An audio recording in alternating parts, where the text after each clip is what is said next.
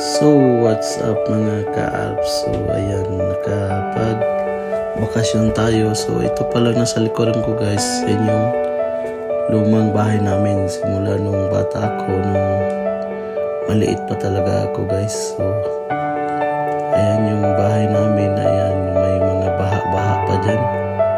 Ang ilalim ng bahay namin, maraming tubig. Ayan, yung mga kapatid ko nandun nagpapakain ng mga baboy. So ayan guys, dadalhin ko na kayo doon sa loob ng aking bahay.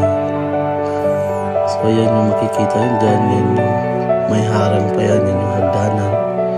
Harang yan guys kasi yung mga kapatid ko dati, maliliit pa, hinarang yun para hindi sila malaglag dun sa baba. So ayan guys, so yung mga kahoy medyo marurupok na. Ayan, may tanong pa si mama na sibuyas. So ayan, tinulak ko yung pintuan. So yan yung pinakasala namin guys. So ayan, meron yung dalawang kwarto, kaso yung isang kwarto po puno ng mga tambak na gamit ni mama. So hindi na ako pumasok pa sa loob kasi marurupok na yung kahoy, baka lumusot ako doon pababa. So alam niyo naman, medyo magaan tayo guys. Ayan, so lalakad-lakad ako konti. So yung kapitbahay namin yan, sa kapatid ko yan dyan. So ang hirap talaga ng buhay namin guys. So ayan yung likod ng bahay, yung bubong. So itong bagong pinakita ko guys, ay yung napundar ko na bahay na hindi ko akalain na kapag pagawa ko ng bahay guys. So ayan, may sasakyan pa dyan. Yan yung sasakyan na binigay ng boss ko. So tapos itong motor yan, XRM, sa akin na binigay ko sa kapatid ko na naging pulis na ngayon.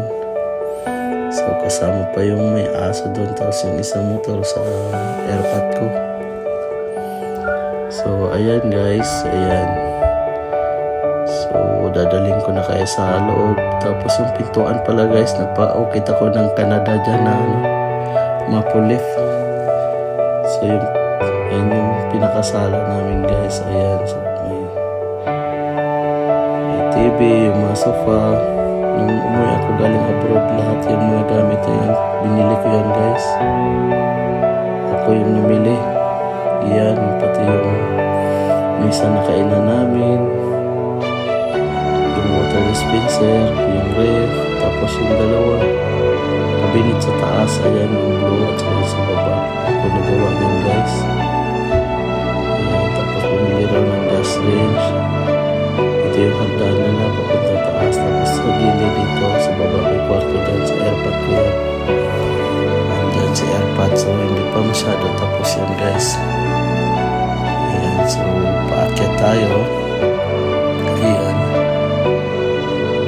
so ito yung second floor guys. So second floor naman, mayroong 3 kwarto dito at saka isang CR. So ang CR pala dito guys, dalawa, isa sa baba, isa rin sa taas.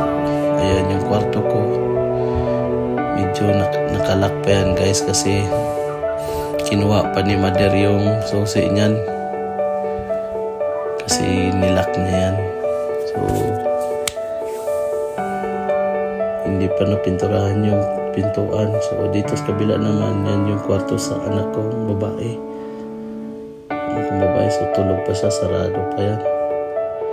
Dito naman yung kwarto ng kapatid kong bunsong lalaki. So binata pa siya, so pwede pa siya mag-stay dyan. Ayan. Tapos yan, papunta naman yan sa terrace guys. Yan, may kortina siya. Tapos naka-sliding door pala yan guys. At saka yung salamin yan, ano yan, parang naka-tent yan guys. So hindi makikita yung tao dyan sa loob. So ayan yung terrace. So kailangan pa nito bubungan para matambayan guys. At saka malagyan ng mga bulaklak. So ayan yung terrace. Kulang pa sa pintura, so pipinturahan pa yan guys. Ako lang nagpintura niyan guys pagdating ko sa bahay kasi parang natutuwa ako kasi hindi mo akalain na makakaroon ka ng ganitong bahay na hindi mo inakala noon. Ano lang talaga guys, sipag at syaga lang talaga. So dati walang-wala talaga kami guys. Walang-wala talaga si Kaabs. So hindi ko akalain na magkakaroon ako ng ganito. So pasalamat talaga ako sa Panginoon na binibigyan ako ng magandang destinasyon ng aking buhay. So ayan guys, sarado pa sila dyan.